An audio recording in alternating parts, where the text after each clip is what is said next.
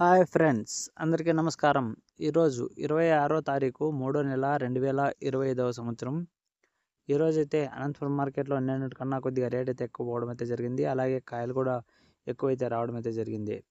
ఇక ఆ వివరాలు తెలుసుకునే ముందుగా తోటల దగ్గర అయితే చాలా తక్కువగా అయితే అడుగుతున్నారు.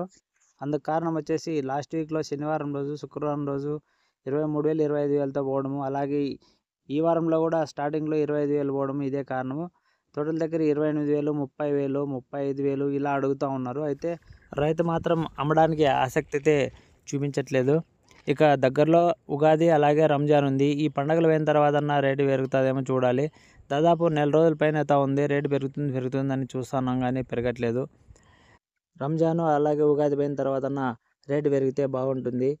ఇక ఈరోజైతే అనంతపురం మార్కెట్కి 900 టన్నుల చిన్నికలు అయితే రావడం అయితే జరిగింది. స్టార్టింగ్ రేటు 14,000తో మొదలైంది. 14,000 నుంచి 18,000 మధ్యలో పోయిన కాయలన్నీ కూడా కొంచెం అన్క్వాలిటీ కాయలు అయితే పోవడం అయితే జరిగింది. 18,000 నుంచి మంచి కాయలు అయితే 26,000 వరకు అనేది టాప్ రేట్గా పోవడం అయితే జరిగింది. నిన్నైతే 25,000 పోయినాయి. ఈరోజు 26,000 పోయినాయి కాబట్టి ఒక 1,000 రూపాయల రేటు పెరిగిందని అనుకోవచ్చు.